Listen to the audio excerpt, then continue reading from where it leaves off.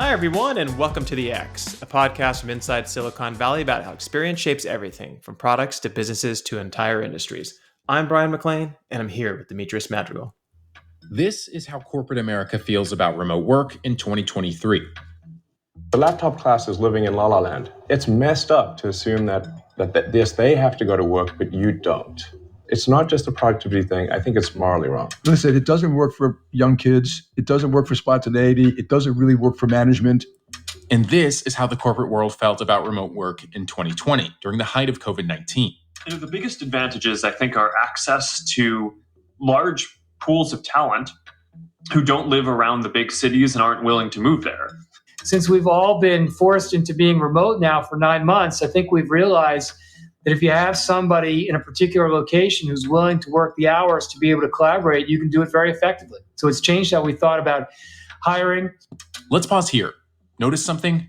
In fewer than 3 years, corporate leaders have reversed their approach to remote work. And it seems like this tactic has been working. The latest data from the Census Bureau found that fewer than 26%. All right, everyone. Today we're going to discuss the work from home movement, as this controversial topic is back in the news, as economists and educators studying this topic have said, it's just not coming back to the pre-2019 levels. We also have a special guest to discuss his perspective on it, Brendan Kelley, since he's both worked in the scenario of being in the office and also managing people working remotely. Good morning, gentlemen. How is it going? I love this wonderfully controversial topic in Silicon Valley. Well, it's so funny because to me, it's like it's not controversial. The data, I think, is pretty clear. I think it's just these, number one, the media is looking for things to get people to look at. And at the same time, on the other side, I think a lot of leadership is like, well, what is our all-in-one solution, as opposed to just recognizing that, like, hey, maybe different situations and different people require different things. Well, I think ultimately at the end of the day, like, people don't like change. Businesses don't like change. Everyone likes everything to be stable or up and to the right. And this is just one of those things where it is polarizing because it is a kind of tear in the fabric between the relationship of the employers and the employees. And so we have someone special with us today to talk about this topic a little bit based on his experiences, Mr. Brendan Kelley. I'm going to give a little intro here, Brendan, before you jump in. But Brendan and I, Andy, have been friends for a really long time. Actually, Brendan and I met before we even finished college, working at CompUSA, repairing computers together and starting to build our tech career. We went to college together. We were roommates in college. And then Brendan kind of went off being this wonderfully talented engineer working for companies like VMware and Nicira, Apple, and many others, and has had experience really figuring out what it takes to be in the office 5 days a week, manage people in the office 5 days a week, but also working for remote first companies where you have employees around the globe. Maybe you've never seen them in person, but you have to figure out how to both work with them, manage them, inspire them, and all those wonderful things. So welcome, Mr. Kelley, onto the podcast. Yeah, thanks for having me. Yeah. Working remotely, I think, is definitely controversial still. You get a lot of opinions. It depends on who you talk to. So I'm glad to be here to share my opinion with you guys and have a great discussion. Yeah, so let's start off by talking about some of the facts. Okay, I think it's important to start there. Okay, so CNBC reported that the share of companies asking employees to come back to work has pretty much flatlined as of 2023. So we are not seeing people come back to the office in the way that I think companies imagined would happen post-COVID. When I say post-COVID, meaning it's like manageable COVID. So pre-pandemic, roughly 7% of people worked remotely. It's a pretty small number, but it was slowly actually growing over the years. I think it started at like 3%, then we saw it go to 5%, 7%. And it's just as those tools became more accessible and easier to use, it became more of a viable option. During the pandemic, it went up to 61%. Now that makes 100% sense. We were having lockdowns. People had to continue to work, but couldn't be in the office together. As vaccines came out and people started feeling more comfortable, 2022 shows up and it drops down to about 30%.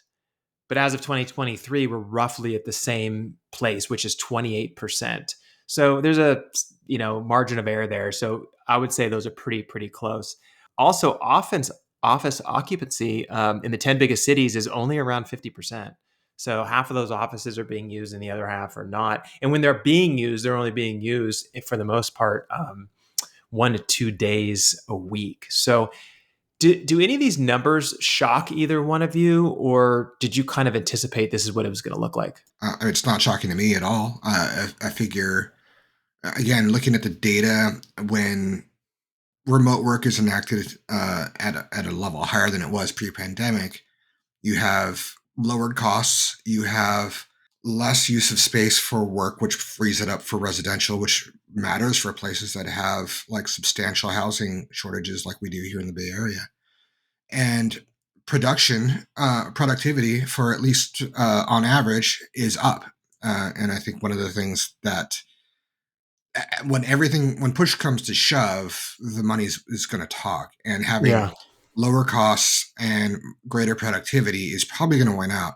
61% seems high to me. Well, I mean, it made sense for the time, right? It makes sense during the pandemic, but outside of the pandemic, 61% is probably too high. So I would imagine that somewhere in the 30s would probably be somewhat ideal, maybe 40s for certain industries, depending on what they're doing. But yeah, I think it is a tool that was underutilized previously. And so when you say like 30s and 40s, that means you're under the assumption that it's going to pretty much stay the same. Like this is where we're at. This looks like the kind of new normal. Yeah, I mean, it's moved 2% over the past year. A lot of people are predicting it probably won't. I think it'll continue to go up as companies realize, like, hey, or as they continue to kind of let go of office space and more commercial real estate gets converted over to residential real estate, and it's not just sitting empty. I think that'll alleviate some of the pressure that's going on. And then the other thing that will need to happen, and Brendan can talk about this, is there needs to be alternatives for the users or the workers that are not very productive when they're outside of the office, or they need to be in office to build community, build their careers, people who are younger, those kinds of things. But there are people who are, if you're a senior, if you're doing, we used to talk to people who would be doing like contract work, right? So they're in legal, they're doing contracts, and there's not a lot of reason for them to be in the office. A lot of their stuff is head down. So it's for those kind of employees. If you can now hire somebody who lives in Oregon who can do the work really well, and they don't have a hugely collaborative job, then that makes sense. But for somebody who's doing like developing like a hardware product that needs to fit into people's hands ergonomically very effectively, that is something where like, all right, you got to be around people. You have to have them handling it. You have to be communicating with people. That takes a lot more collaboration. So I want to get your perspective on this, Brendan, but first I wanted to give you list off a couple of things here that a lot of workers have said are there benefits from working from home. And I want you to speak to this like, do these resonate with you, or are there things that we're missing here? But based on the research that we did, there's a couple categories. One is no commute. So basically like saving time on gas and car maintenance and everything associated with having to commute.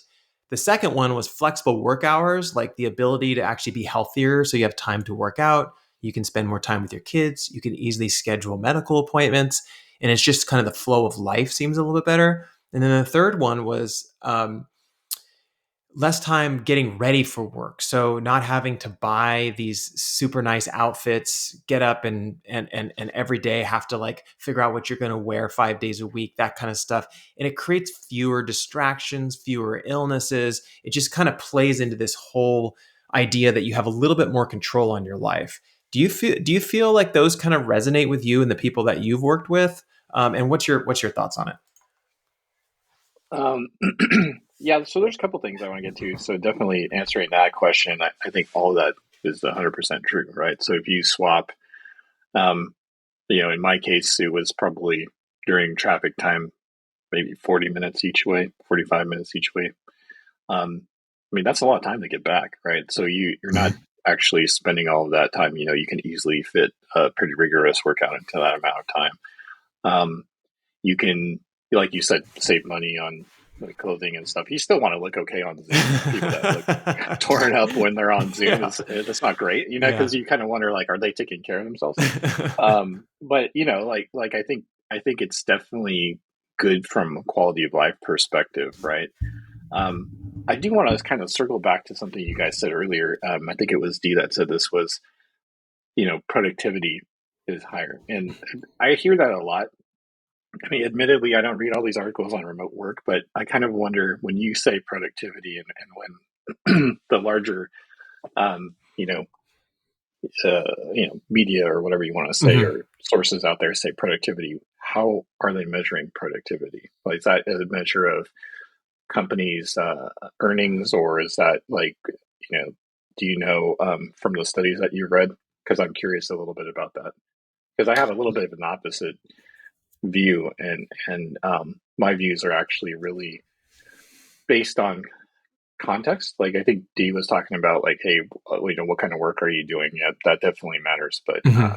my experience has been not, 100% that productivity always goes up. So that's why I was curious about what the measurement is there. Yeah, Yeah, so I I, don't. I could speak to it a little bit, D. I don't know if you dug into it, but like the stuff that at least I read and from the data that I dropped into kind of our notes section for D and I when we were kind of reviewing this podcast was that productivity was defined in many cases based on the amount of work you got done. So meaning like if you gave 7 projects to somebody, right, and they were able to complete all 7 projects, within that week period instead of taking 2 weeks. So it's just like basically speeding up the amount of things, actual quote unquote things you're getting done in a given week to help move projects forward. Yeah, I can speak to this in my personal experience because I'm not an engineer, but if I'm doing data analysis and if I'm in an office somewhere where there are people around, I can basically not get anything done because it is kind of head down work. You kind of need to focus. You kind of need to lock the door, put on your headphones and really dig in because you need to both understand the numbers and conceptualize what's happening. And when people are coming by your desk every 5 minutes to chat or to update you on something, or you can pull into some meeting, then you that's like, for me, if I'm in an office and I need to do a data analysis, that whole day I'm getting nothing done.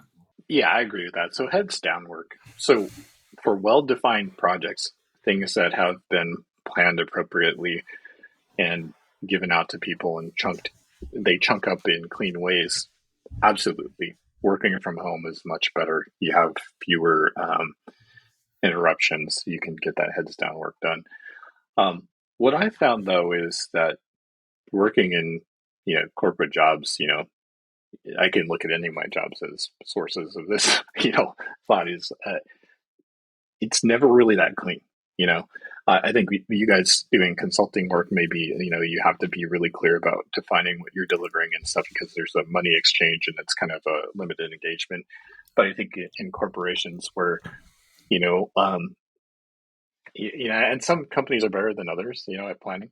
It's like Yeah, I've yeah, seen, very true. I've seen like planning where it's just like, oh man, this is a nightmare. We don't know what we're doing. But so if you're not well planned out, and you do have to have a lot of, and this kind of goes with sort of being agile and iterating and stuff like that. So a lot of people are, that's pretty buzzy, right? Maybe there's something new I don't even know about, but I think still most software is like, okay, let's move fast, let's get things done, let's iterate, instead of like 10, 15, 20 years ago where it's like, okay, waterfall model, well, we're going to plan this huge thing and do this burber, it's going to take 2 years to release this.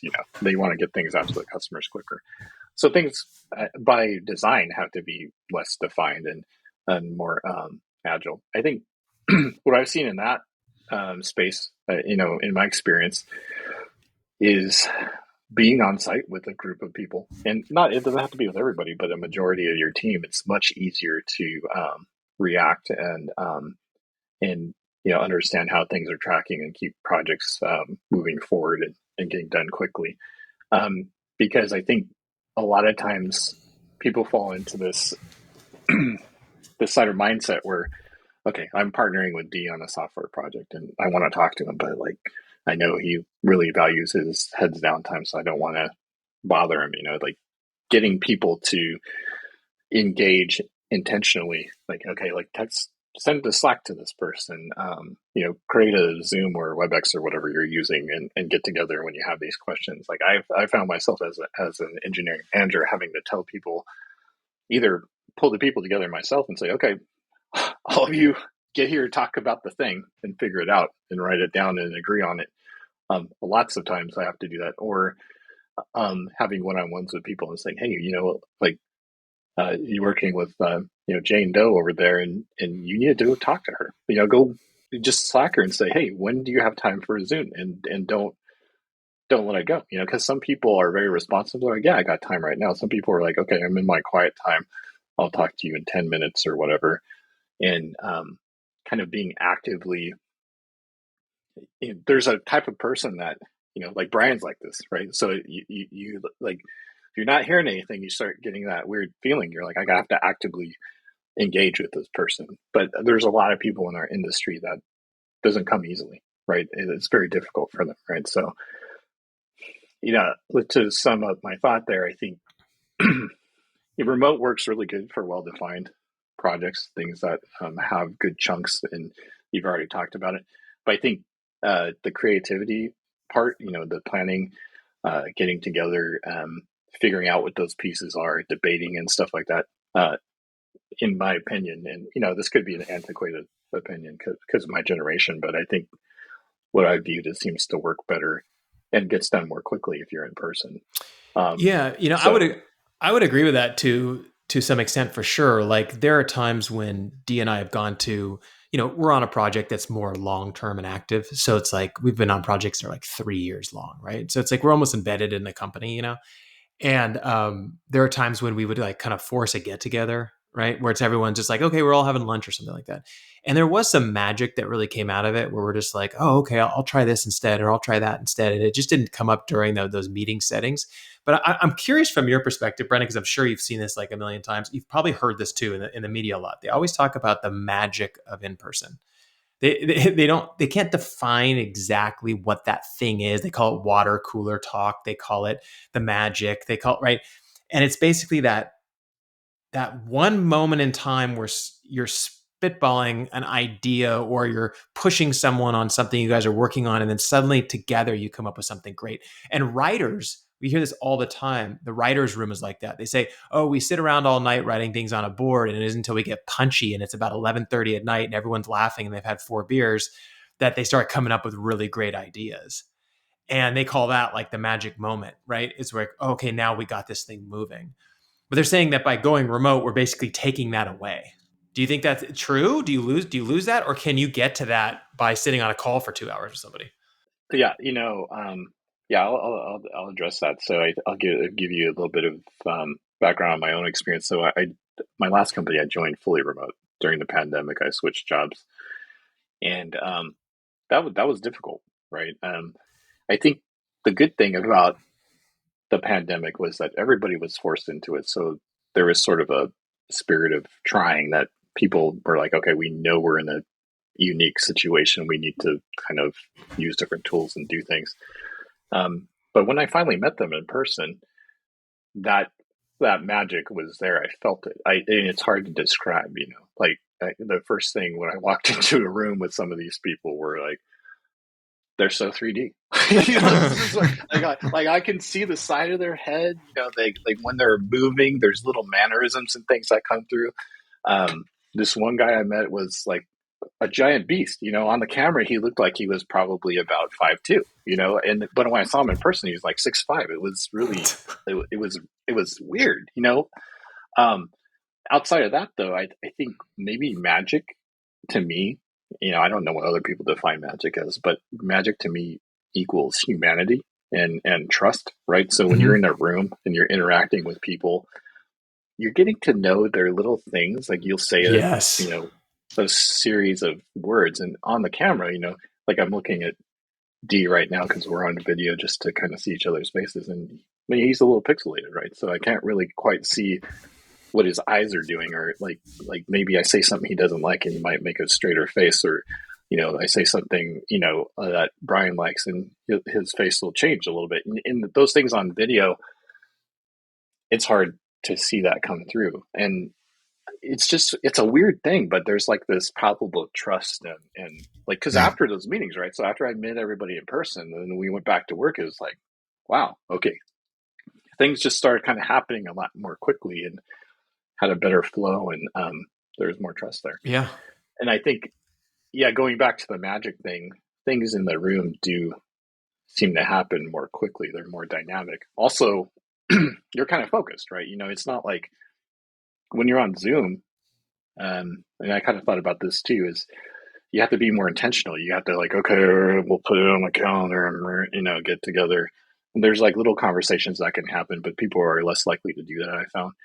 And then they have to end, right? So, it's almost like you're intruding on their time. Like if you're in person, you can kind of see like, okay, I can be more dynamic here. I see that there's more to do, and like let's come back to this, and you feel like you're more focused on that. You're not thinking about Slack as much. Probably have your laptops closed, but when you're fully remote, there's all these little things coming at you, or cat comes to the door, you got to pick the kid up from school or something.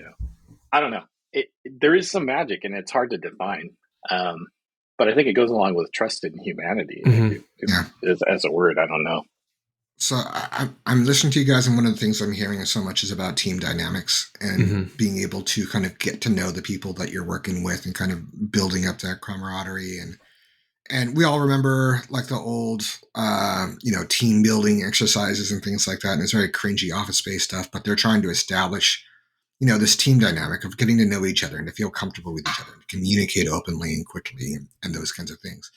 And I do think that's something that is, if not lost entirely, it's severely hampered when you go fully remote. And it's one of the reasons why I think that over time, we're going to see the way that the remote is implemented is going to evolve. And it's almost always going to be some level of hybrid system. And, new hires, I think, should pretty much be in the office full time for several months, if not a year or more. In order before they start to move more and more remote. And I think that people who are going to be 100% remote are going to be pretty rare. Honestly, I think it's going to tend to be either it's some cash-strapped startup who's bringing in people they know very well, and they can't have office space, and they need to get people where they can get them. And maybe that'll be somebody in the East Coast and working with people on the West Coast. Or it'll be someone who's been with the company for 10 years, who knows their job inside and out and knows every single person there and doesn't need to be in the office because he's that experienced. But other than that, I think we're going to see, some of evolution to the hybrid system. People are going to identify like, what are the right times? Like, how long can people go? I wonder if the data is going to show that there's a decay in productivity the longer somebody is continuously remote. And getting them back in for a bit of time will help to reset that. Those are all things I think we're going to continue to learn. Yeah, totally. I've thought oh, sorry, go ahead. No, I was just going to say, like, I hear that and I understand that, but like, it's such a sensible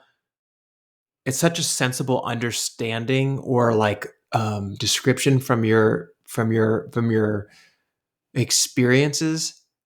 But yet what I read, and like I said, I'm not talking to the CEO of like big companies right now, but like from what I read, it seems like they want it to be a little bit more like cut and dry. Like you're either here or you're not here, rather than like the sensibility of like humanity, as you said, of like, hey, there's a couple days a week that I want to do head down work. And on those days, it happens to be the day that my kid goes to water polo, or it happens to be the day where I could schedule my dentist appointments or whatever it is. It's almost like they want to rip the Band-Aid off and kind of like try to get everybody back by saying like, it's mandated, you have to come back. And I think that people would be way, way cooler and some companies are doing this, to be fair, but like way cooler if they just said like, hey, we understand that there are benefits, but there are also downsides to this. And so we're going to give you the flexibility of like working with your team and, just a couple days a week, come in, gel, get together, have lunch, do your thing. But we trust that you can, make those decisions, on your own, because we hired you and we hire good people. So like to respond to both of you guys, I think for Bryan first, I think the problem is like these CEOs and leaders of companies. If you get in their shoes and you think about like, how do I plan real estate? It's not cheap, right? You got these giant buildings in Palo Alto, Mountain View, San Francisco, New York, wherever, right? Price per square foot is astronomical. Mm-hmm. Not to mention you're running the air conditioning system when the people aren't there. You got the lights on, you got the kitchenettes, and you have the staff to stock all that nonsense, right? It's hugely expensive now. And then you have a bunch of people telling you, oh yeah, I kind of want to sort of show up there sometimes. And sometimes I don't want to be there. And then you see this giant cost on your balance sheet. You're going to be like, well, that's nonsense. I can't compute that. I can't figure that out. And maybe it's a problem that can't be figured out. Now, I think going further back up into like the culture of a company, my last company was, I think I'd say remote friendly, but then they kind of transitioned to remote first. Mm-hmm. That makes a big difference, right? So then the leaders are like, okay, we are building a company like this. Our office space is precisely for drop in and out and for Yeah. meetings and collaboration at times. Like nobody has to be there. So like the way you plan your square footage is a lot different. I think for D too, I think that culture is a huge thing. So like a lot of these companies that are older, like I don't know, let's say they may rely on that. To make something like that, yeah, they rely on that as part of their DNA to be in person together, Mm-hmm. right? Or like you said earlier with hardware, if you're building a thing, it's a competitive advantage to not have anybody see it or talk about it outside of the company. Then you have to have a way to control that. Yeah. I mean, I think back, Brendan, of when you and I worked at CompUSA together. I mean, that was a long time ago. That was like 1996, I think, or 5. The right? late 1900s? Yeah, the early 1900s. And I was imagining this morning as I was sitting here thinking about this, like if we had a series of machines and they were delivered to our houses and we had a big screen on the wall and then we sat there and we were just like working on machines and talking through a screen versus when all of us were in the room and everybody had their own desk spot and we were just listening to music and repairing machines and goofing off a little bit and, commenting on each other's new shoes or whatever was going on, that fun dynamic that happened there. There was something very beautiful about how close everybody got because of that. Our productivity was high because everyone was working all day long, but we were also really, really close as friends and people and just like learned a lot about each other. Just the fact that we were just like right next to each other.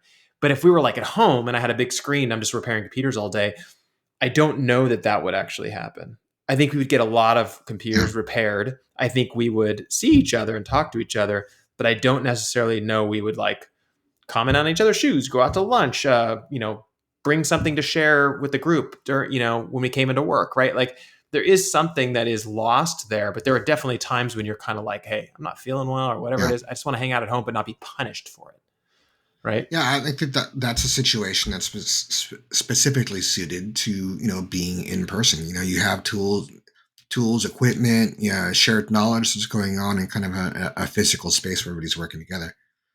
And Brendan brought up something that I think is really important to look at, and that is a lot of these in-person working spaces were designed to have the majority of workers in the space. So you think about like some of the older companies that we've gone to and the buildings that they're in, and there's massive, open space cubicle hells or just open space areas.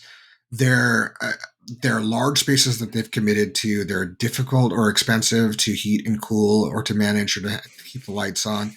They're not really designed for this kind of drop-in like hybrid workforce. And they're, to a certain extent, those companies are a bit pot committed. They have this sunk cost thing going on where like we paid for this, it's expensive to maintain it. We need to utilize it in order for it to work. And I think that's another thing that might continue to evolve over time.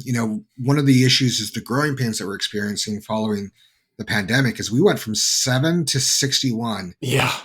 Practically overnight. So the implementation behind it is not thought out and it's not planned and it's not done the way that it probably should be. Yeah, good point. So as over time we continue to kind of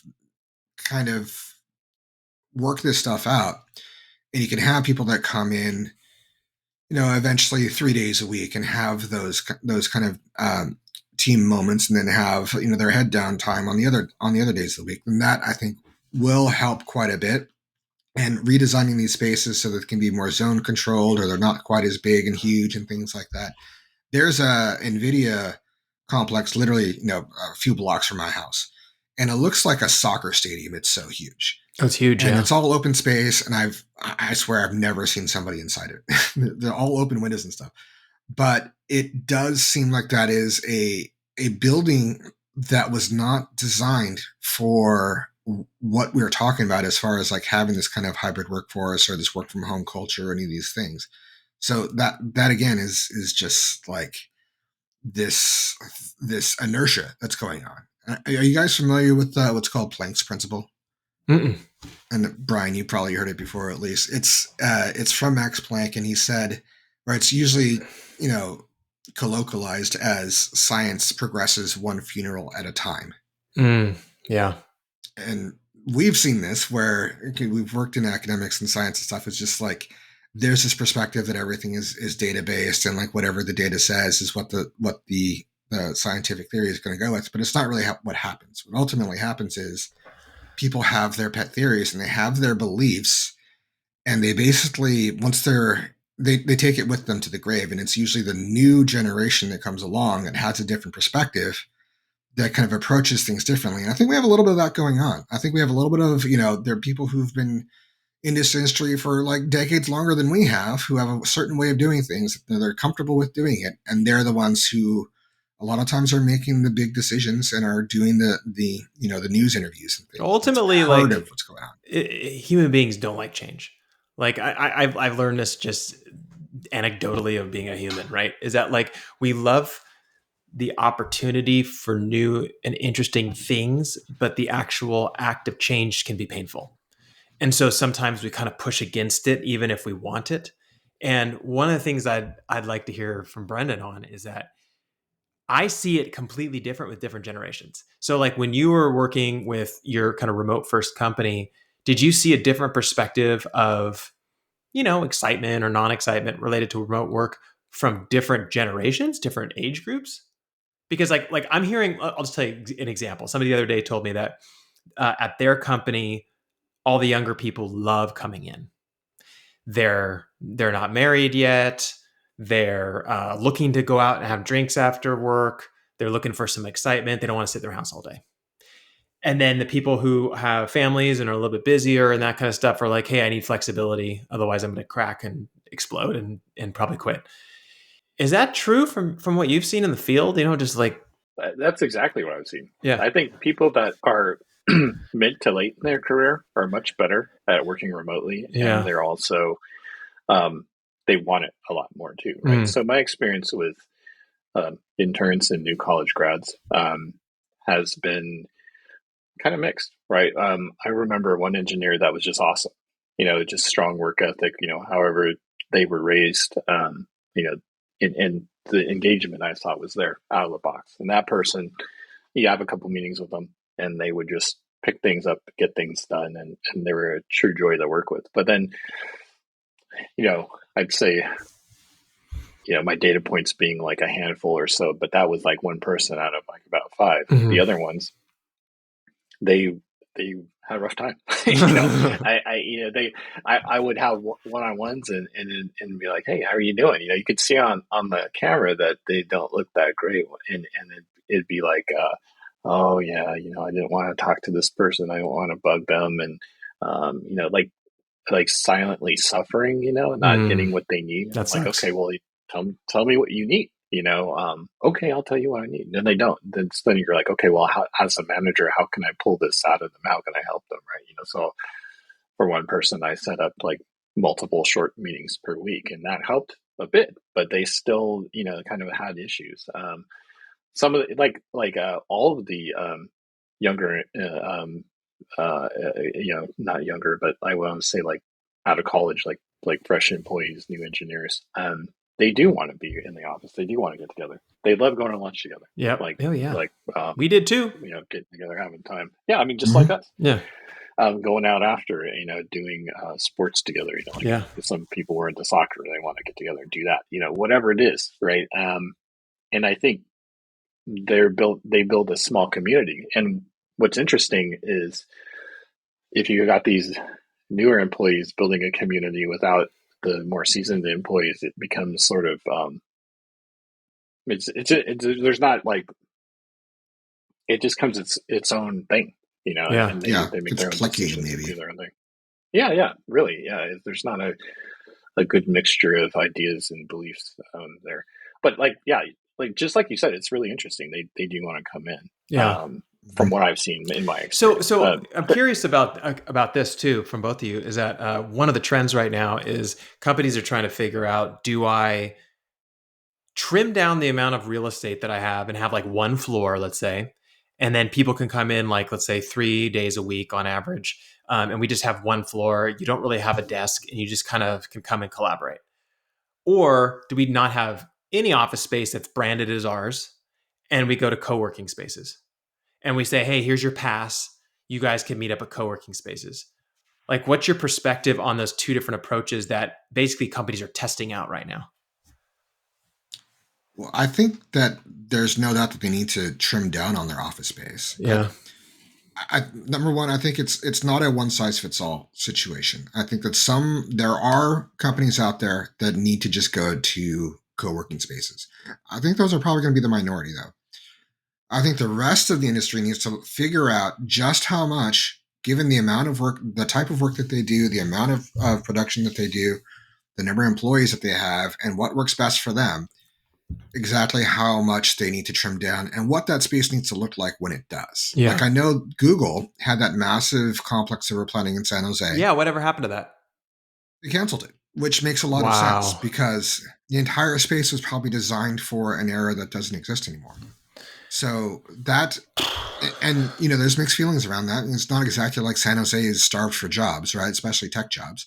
Yeah. And that there's a huge housing shortage. So bringing in a bunch of 6-figure and up employees to fill a space without increasing the housing availability was going to be a big issue. And now if it can be developed into housing instead, then that will probably help with the housing crisis at the same time. I think one of the things that the problems ultimately is nobody really knows the answer to this. And the only way we're going to is by trying things out. And it's one of the things that for upper management, trying to figure out like, all right, how do I solve this problem? It's another problem for them to solve. And at the end of the day, everybody just wants to be able to check off the problems they have so they can focus on other problems that they have because there's never a shortage of problems to solve. So yeah, I can understand that perspective on it. I think that I'll point one other thing out is that Brendan, you mentioned that you get new interns and people straight out of college that are kind of hit or miss, and I think that's pretty much always the case. I think that the remote is aggravating that, but my partner is a chef, so she works in person every day of the week, and she gets new hires and she gets interns, and they're hit or miss, and like. The problem where like, hey, if you have a question you need to ask, she had the exact same conversation with a new hire that didn't work out, and she just could not get her to open up and communicate. So that's not to discount that remote work is playing a hand in that. I think it absolutely does, but I think it's more exacerbating a pre-existing problem than it is kind of creating a new one. Yeah, I mean, in some cases that's totally true. But I think the cases that I experienced could have been solved by being in person, at least most of them. One of them, I think, was, like you said, maybe just there were some issues. I think that what was my point? Basically, there's a lot of people in our industry, technology, software, that come out of college, they've never had a job. And I think those people, you need to be with them and be like, here's how to work at a job. You come in, you respond to people. There's like little normal things that everybody takes for granted that have been doing jobs for a long time. It's like, oh, your customer service doesn't just mean talking to external customers. Like when someone comes to you internally, a lot of my teams have had a customer service aspect because we serve an internal engineering teams. Like, when someone comes to you and asks you a question, you follow up with them, or if you're working on it, you tell them, I'm working on the thing, and then give them updates, like a couple hours past, I'm still working on that thing. It's very difficult, or ask them extra questions, stuff like Bryan mentioned CompUSA, stuff we might have learned at CompUSA where we're like, okay, a person is standing there and they need a thing. And you're like, okay, well, how do I deal with this person? Or they're yelling at me and I don't know what to do. These kids have never had that, right? So I think in those situations, I feel like I can solve that in person because I'll be in proximity. My team sits together. I can hear and see, and like someone comes in, they've got that long face, or every day I can kind of check in, and, even if it's for 5 minutes, just walk over and be like, hey, how's that project going? Or did you do the thing? Or did you understand what we talked about yesterday when we laid out that plan? I wasn't sure. And it's also harder to just disengage, right? Yeah. I had stories of some people that would just they like I get like this too. It's like I have something I don't want to do. I don't like it. It doesn't feel good. I'm like, I'm not doing that.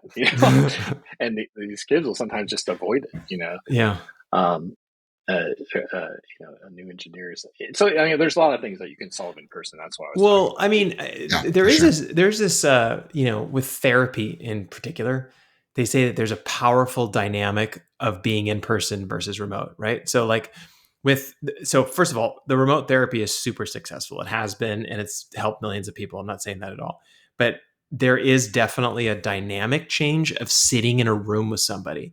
So when you're working with a new employee and they're struggling, it's a little bit, this is just my perspective.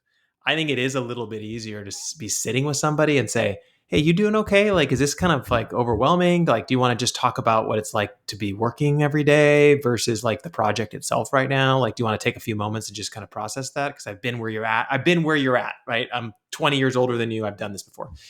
It's sometimes a little bit easier than just being on a screen saying, how you doing, man? Like, do you even want to do this job? You know what I mean?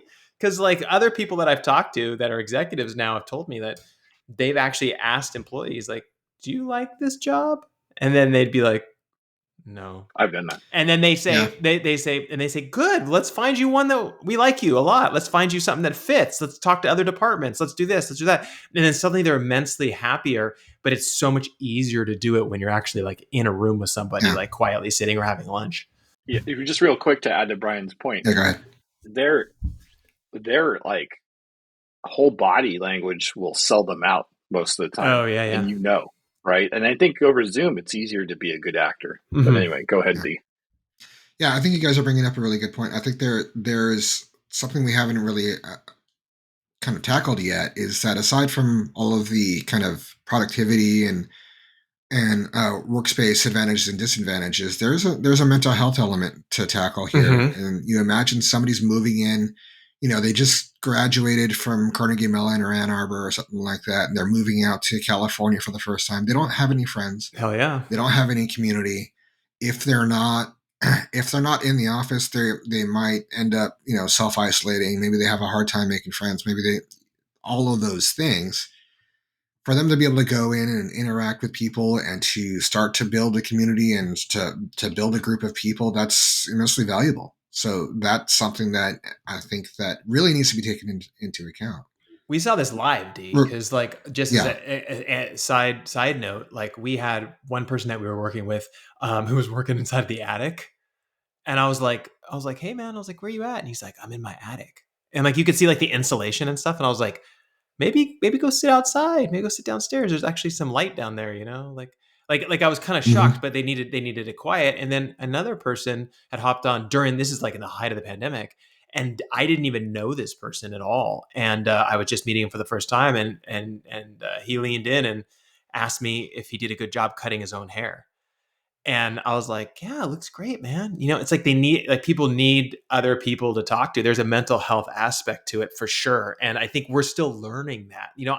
The other day, someone was telling me about a couple of things at a school pickup.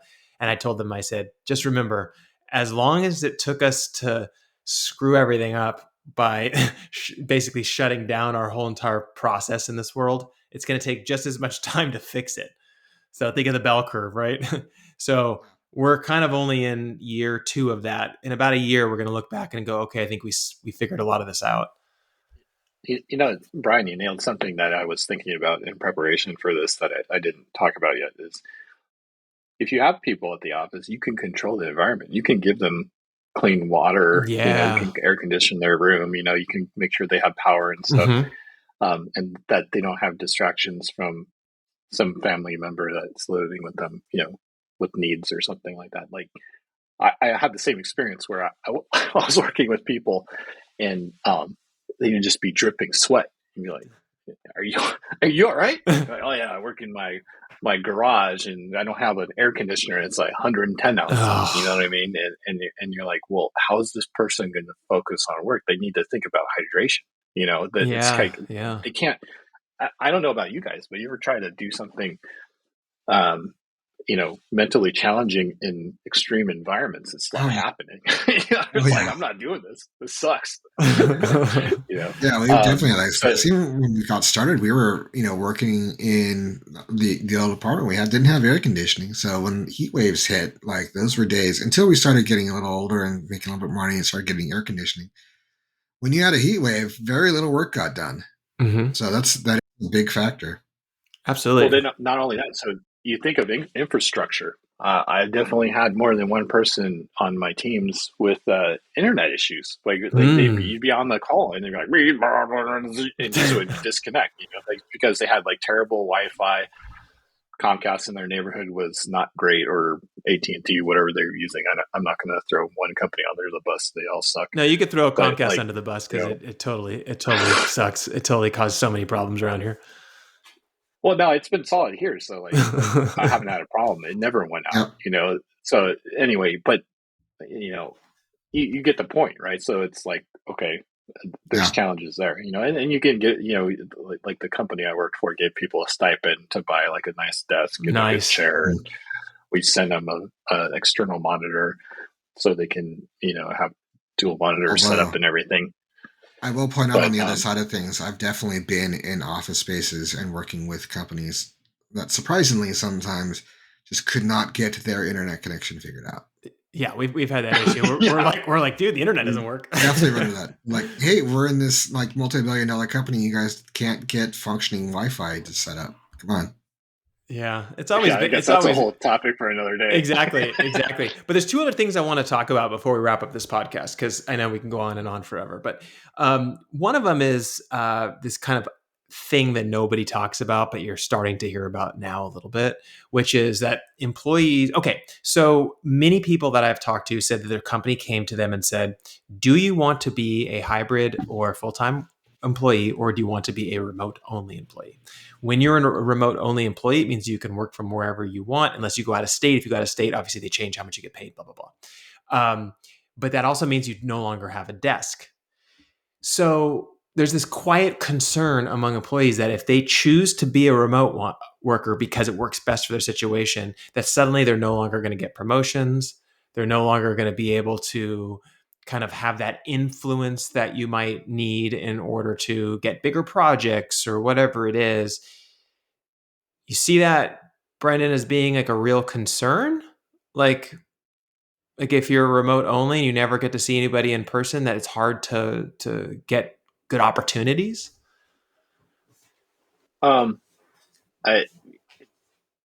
a couple things it depends on. So I think going back to the company has to be having remote work in their DNA, and they have to actively make sure that they're treating remote employees the same as on-site employees if they have a hybrid setup.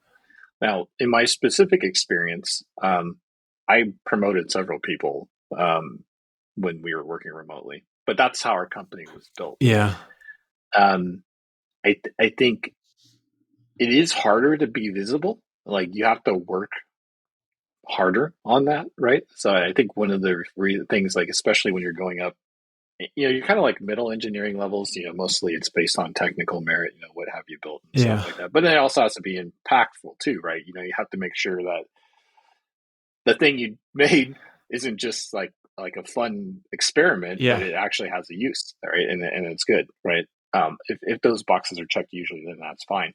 But as you get higher up and you're trying to promote people to higher levels, their visibility has to be higher. So you have to work harder at that from a remote company's perspective versus if you're in person, you still have to do that. But I feel like it's a little bit easier because people kind of know, but it depends on the company really. Yeah. And the organization and the culture. Right. Yeah. I also think that it probably depends on the type of promotion. I think if you're going from like engineer 1 to engineer 2 to senior, that's one thing. But if you're making the step up from, from senior engineer to a management position, that's a different story. I think you probably would need more in person exposure in order to be considered for a management step. And if you want to make the move from like marketing to product, for example, that might take more in person also, because just building up the face time and building those relationships with people in that other group. Yeah, well, I would slightly disagree with you because I think that it's more leveling. Mhm. So if you just go from senior engineer to manager, that's like equivalent levels. It's like a lateral move in most companies. But if you're going from director to VP or senior manager to director or staff engineer to principal engineer, that's where I think it does get more difficult remotely, just as general, because those roles become like the way the rubrics are for those roles are usually just very broad, like makes a big impact, like makes the revenue great, may get patents or something like that, which are big things that are Yeah. very difficult to do in a room isolated. It can be done, but I feel like it gets more difficult. Yeah. So I'll point out one last thing before we wrap up, or two last things. Number one, you have to remember how brutally terrible that commute could be, especially in the Bay Area. There are definitely times when I think to myself like, oh yeah, I really want to get together with so and so and blah blah blah. We'll get together in the office or we'll grab some lunch or something like that. And if go back to that to going into an office every day, and I think about you know the half-hour drive that suddenly becomes an hour and a half because of traffic, and next thing you know, you're spending 3 hours of your day sitting in traffic trying to get from place to place. Yeah. That's brutal. And just having the hybrid on its own kind of reduces that load, so the traffic's not quite as bad. So that's helpful. The other thing is I've had 2 colds in the past like 4 years.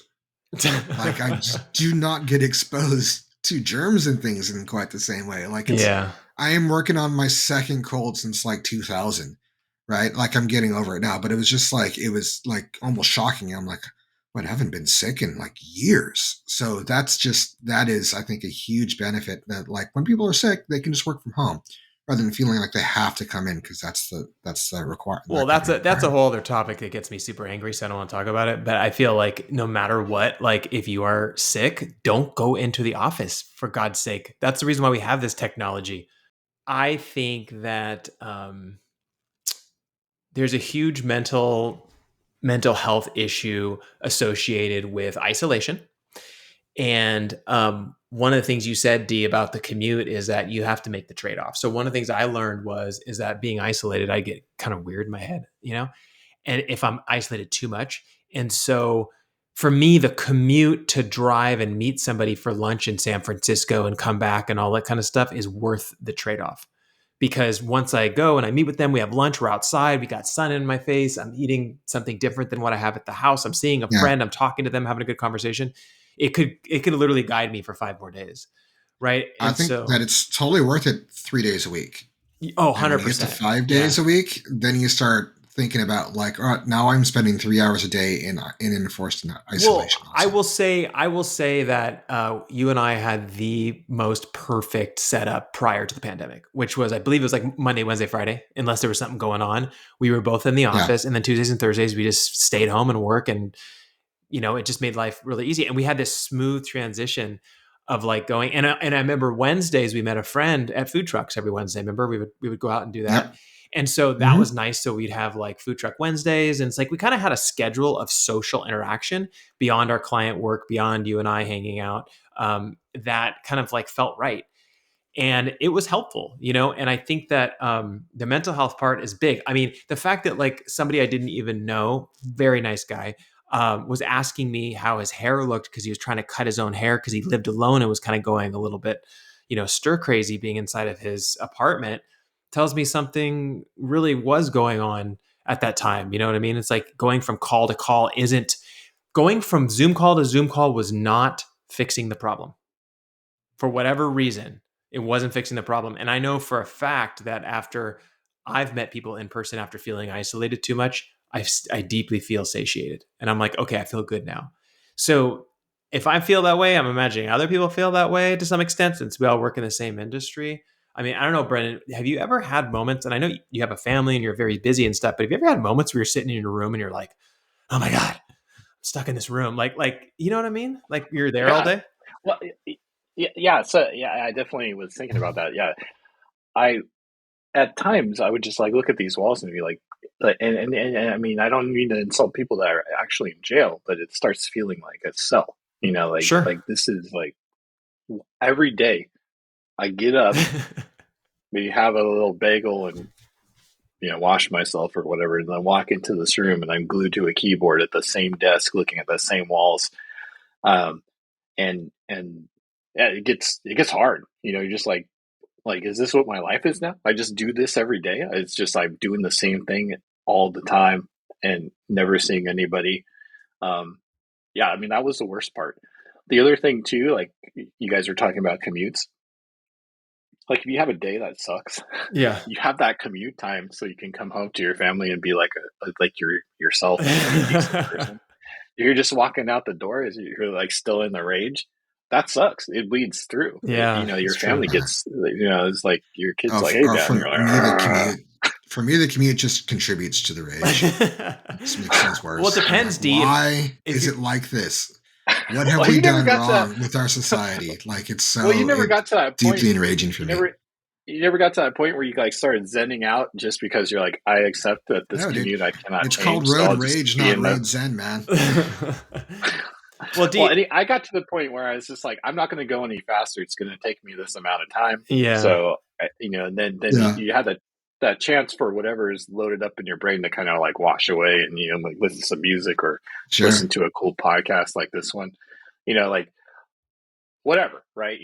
And you don't bring that to your family or your spouse or your child or whoever it is you're with, No, that makes sense. I mean, man, podcasts have been a savior. I mean, like I found that like either stuck in a commute or during the pandemic, you can't see people. I would go for these long walks and just listen to podcasts. And it's like, you have a person in your ear. So it's like, you almost feel like you're in the room with other people. Dee and I started this podcast. It helped. I don't think I've ever told you this, Dee, but like the days that we would record on this podcast are the days where I felt like the happiest, even when we were engaging with clients a lot. Because it was like we got to just use our brain in this creative way, but there was no kind of like monetary thing tied to it or judgment tied to it. It was just kind of like, we're going to talk about tech. We're going to talk about what's going on in the industry. It felt good, because it was different. There was a period of time when we were like living in South San Jose and, we'd have to drive to Google or somewhere on the peninsula and stuff. And you just know that you're going to be sitting in dead stop traffic. I would bring a book for sitting in traffic. Because I'm like, I'm not moving anyway. I'm just going to crack open a book and read a book like on the road. And that's just something that like as a society, we need to move beyond. Oh, absolutely. 100% agree. And with that said, I do want to transition to the very last part of this podcast today, which is like, we went deep. We talked about a lot of experiences, a lot of different things going on with remote work, but I want to know, like, if you took a step back, 30,000 foot view, and you looked at what 2024, 2025 look like from a remote work perspective, what are your predictions? Let's start with you, Brendan. I think that the kind of the best situation, and it's going to be very dependent on the industry, right? So the things that need to be done in person will continue to be done in person. Like specifically the software industry where we can be more remote. I think probably the best way to do it is to have hybrid work, right? I think we kind of touched on having these offices where they're good meeting and collaboration points. The companies that do this need to be willing to spend money, right? They're saving a lot of money on square footage, so they need to be able to give each team enough budget to put people on site every quarter. I think is a probably good cadence for people to get together. And then maybe set aside some money for teams to bring people together outside of that cadence as well. So I think it could work. That said, I think 2024, there will be more on-site work. Yeah. I think that number will go down.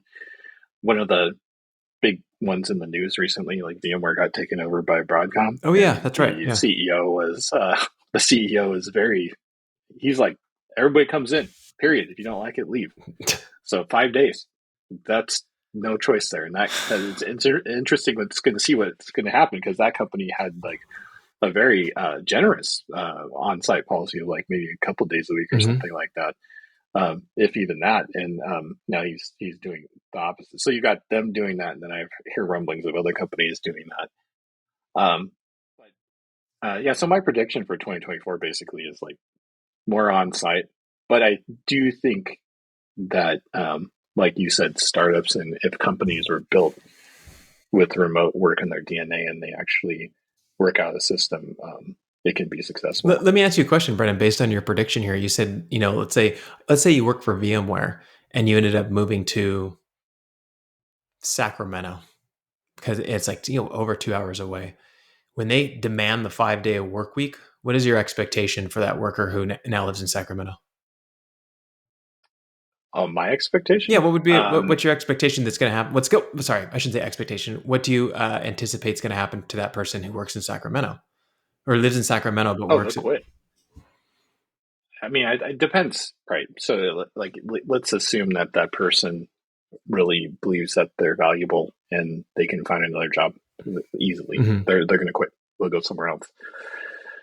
There's some people that I think either hate interviewing so much, or maybe are in more of a niche sort of thing that they do that's very specific. They may move closer. They might just bite the bullet and do the commute. I think some people. I think the thing in the news for that company is they said like 50-mile radius, you have to come in the office for 6 hours. Oh, wow! I saw competing numbers, so like I don't know which one's the real one, but the CEO was saying like if you live in a 50 or 60-mile radius, you had to drive in. That's a crazy amount of mileage every day, each way. But but here's the funny thing about it, and I'd ask the CEO, just ask the question. I'm just curious because I'm not making any judgment. It's just that if I live at 50 miles away and I'm required to come in, but somebody else lives 80 miles away in Stockton or something, right? Are they now allowed to work remotely and keep their job, or do they lose their job? You know what I mean? That's real. The rubber meets the road, right? But yeah, I'm not sure. But like you guys were saying, pay is really tied to not just state, but down to locale, county, right? yeah. So within a state, so if you like work in San Francisco, you get paid higher than if you work in Stockton, right? For the same company, for the same level. Mm-hmm. But anyway, yeah. So for 2024, I think it will continue to be more on-site, but I think hybrid's here to stay, and I think people should continue to move forward with it and try to work out the kinks. Yeah. I think it's doable, and I think when it's working, it's great. But I mean, I think for me personally, I'm okay working on site, but I'm like Dia, like I'm kind of like hesitant to accept the nasty commute. There's some good things I liked about the commute. Like that's where I listen to podcasts. Like podcasts went to pretty much zero for me after I left my commute. Yeah.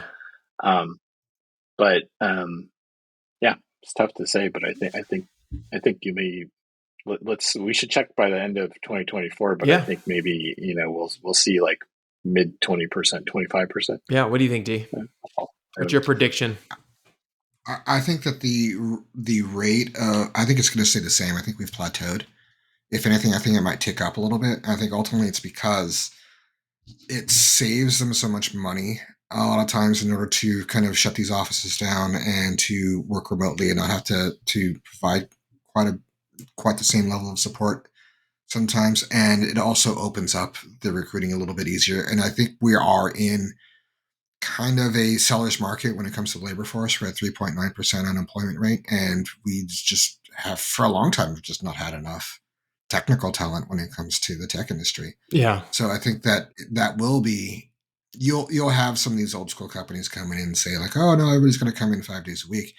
And I think that's going to turn a lot of people off. It's going to make them, they're going to lose people. So that can be kind of something they do in lieu of layoffs, if that's what they're leaning towards. Yeah. But it will also make it difficult for them to hire. And if they are, if they have some key talent that they need to get, that they're having a hard time getting because they're going to Airbnb or Salesforce or something that's a little bit more remote friendly, then that's kind of what's going to happen. I think we're going to see a lot more companies that are going to try to make coming into the office a more attractive experience. I think that they're going to look at the workspace and try to say, how can we make this a more fun and interesting place to be? Mm-hmm. How can we encourage people to come in with some activities? Maybe we'll, play some games or do some things in order to kind of make this an attractive place to come to. And I think we'll look at ways for them to mitigate some of the downsides of coming in so that they can be more, so it'll be less of a commitment. Things like, we had shuttles back in the day, but they'll look at like traffic mitigation stuff. And I think over time that'll get better as we get to more closer to self-driving and things like that. But it's going to be, instead of, I think the big problem that people are going to realize is that if you try to dictate that you have to be here 5 days a week, then it's going to turn potential employees off or your existing employees off. And that's going to hurt your productivity. It's going to hurt your retention. That's going to hurt your recruiting. And I think if you just say, hey, look, we're hybrid. If you need to stay home for some reason, you can. But we're going to try to make it as attractive as possible for you to come in, then that's going to be the sweet spot for people. Yeah. Yeah. I think you're pretty spot on. I think the only difference is I'm actually predicting that more companies are going to demand you come back to work 3 to 4 days a week, no matter what. And I think that's going to happen in 2024.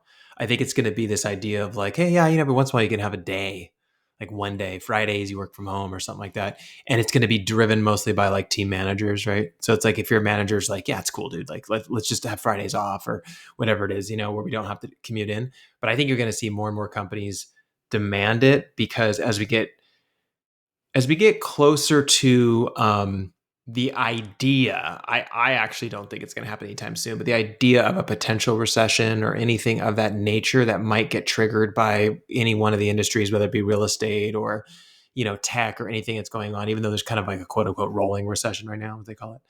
I think it makes rolling recession despite GDP growth. Exactly right. But it's like a weird timing, and weird times always lead to weird outcomes in my opinion. So if it ever tips over into that, I think you're going to see people go, you know what? I just want to be in the office. I want a job. I want to be seen. I want, this to be done. And I think employers will take advantage of that and say, okay, everyone, time to get in here. But I will make a prediction, which is a little bit based on D and I talking about this topic 2 years ago. I think a lot of people that actually moved to Sacramento, I think a lot of people that moved to Lake Tahoe, I think a lot of people that moved to Texas, I think you're going to see a ton of them come back in 2024 during the summer. Like when their kids get out of school, I think they're going to come back. I think 2 or 3 years in Lake Tahoe snow, I think living in Texas and realizing there's a lot of heat there and like it's just a different environment. I think even living in Sacramento where it can get up to 116 degrees and the commute to the Bay Area is like, 2-3 hours. I think you're going to see them try to reverse that and come back, a big portion of them. I think that was a great opportunity for a lot of people, but if companies are hoping to see you in the office and it becomes more and more competitive, they're going to start looking to see if there's a way to get back. So that's just based on things I'm hearing from people that I know. And like I said, that could be a loose prediction, but I think it's something to consider.